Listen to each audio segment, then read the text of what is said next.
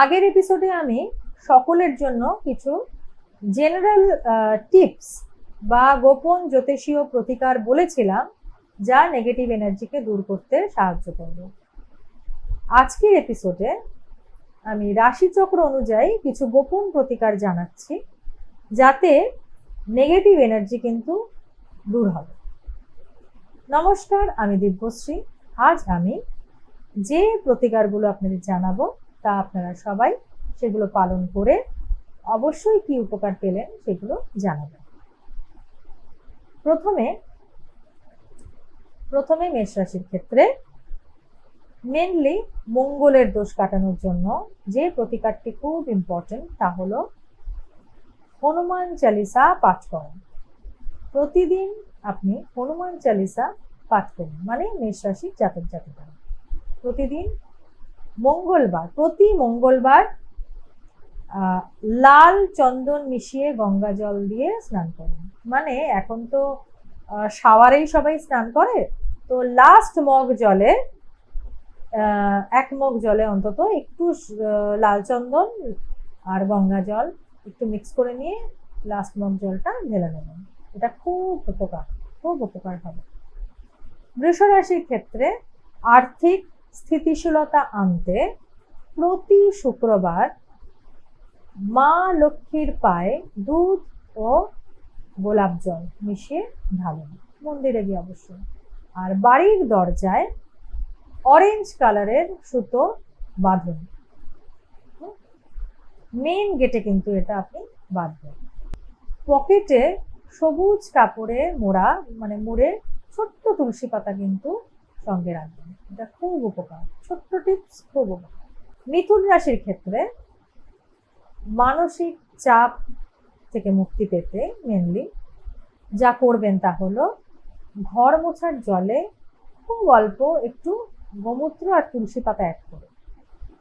অসুবিধা হলে একটা কাজ করতে পারেন, এখন কিছু ব্র্যান্ড আছে যাদের গোমূত্র পাওয়া যায়, সেখান থেকে অন্তত ওই 1 ড্রপ 2 ড্রপ দিন না, তাহলেই হবে। অ্যাটলিস্ট নেগেটিভ এনার্জিটা যাবে। আগেকার দিনে তো করতো না সবাই। তাছাড়া প্রতি বুধবার মন্দিরে, বিশেষ করে যে মন্দিরে গণেশ পুজো হয়, সেখানে সবুজ কাপড় দান করবেন। এবং যেটা করবেন সেটা হলো বাঁশি, বাচ্চাদের খেলার বাঁশি পাওয়া যায়, তার ভেতরে সর্ষের তেল একটু দেবেন, দিয়ে শিবলিঙ্গে দান করবেন। মানে যে মন্দিরে শিবলিঙ্গ আছে সেখানে শিবলিঙ্গের সামনে দিয়ে আসবেন। কর্কট রাশির ক্ষেত্রে বলবো নেগেটিভ এনার্জি দূর করতে প্রতি সোমবার শিব মন্দিরে জল ঢালুন। ওম নমঃ শিবায় জপ করতে করতে জলটা থাকবে। আর সন্ধ্যাবেলায় 5টা লবঙ্গ ও কর্পূর জ্বালাবেন, এতে অনেক নেগেটিভিটি কাটবে। আর বাড়ির দক্ষিণ কোণে, সাউথে, মানে বাড়ির ভেতরে, বাড়ির বাইরের দিকে নয়, বাড়ির ভেতরে সাউথে ছোট্ট একটা রূপোর হাতি রাখুন। এটা কিন্তু আপনাদের নেগেটিভ এনার্জিকে দূর করবে। সিংহ রাশির ক্ষেত্রে বলবো নেগেটিভ এনার্জি দূর করতে আপনারা সূর্যের এনার্জিটাকে বাড়ান। সূর্যোদয়ের সময়, যখন সূর্যোদয় হচ্ছে তখন সূর্যদেবকে জল নিবেদন করুন। প্রতি রবিবার গরুকে গম আর গুড় জ্যাগেরি খাওয়ান। কন্যা রাশির ক্ষেত্রে নেগেটিভ এনার্জি দূর করতে বাড়ির দরজায় 2টো এলাচ রেখে দিন, মেইন গেটে। কিন্তু এই এলাচ দুটো কিন্তু মাটিতে রাখবেন, এবং মাটিতে দরজার বাইরের দিকে রাখলেও হবে। মাটিতে 2টো এলাচ জাস্ট ফেলে রাখুন। বুধবার বাচ্চাদের সবুজ বা হলুদ বস্ত্র দান করুন। শনিবার নিম তেল দিয়ে প্রদীপ জ্বালান, এটা কিন্তু খুব ইম্পর্টেন্ট। তুলা রাশির ক্ষেত্রে বলবো আর্থিক উন্নতি ও সম্পর্ক ভালো হবে যদি আপনারা প্রতি শুক্রবার শ্রী সূক্তম পাঠ করেন। খুব ইম্পর্টেন্ট, পাঠ করে দেখুন। তাছাড়া আপনারা বাড়ির সাউথ ওয়েস্ট কোণে, দক্ষিণ পশ্চিম কোণে সাদা বা পিঙ্ক কালারের ক্রিস্টাল রাখুন। আর শুক্রবার আপনারা কোনো নারীর পায়ে সিঁদুর এবং আলতা দান করুন। মানে সিঁদুর বা আলতা নিয়ে কোনো মহিলার পায়ের কাছে রেখে চলে আসুন। বৃশ্চিক রাশির ক্ষেত্রে শত্রুনাশ ও কুদৃষ্টি বা ইভিল আই দূর করতে মঙ্গলের শক্তি বাড়াতে হবে। মঙ্গলবার লাল রঙের কোনো খাবার দান করুন।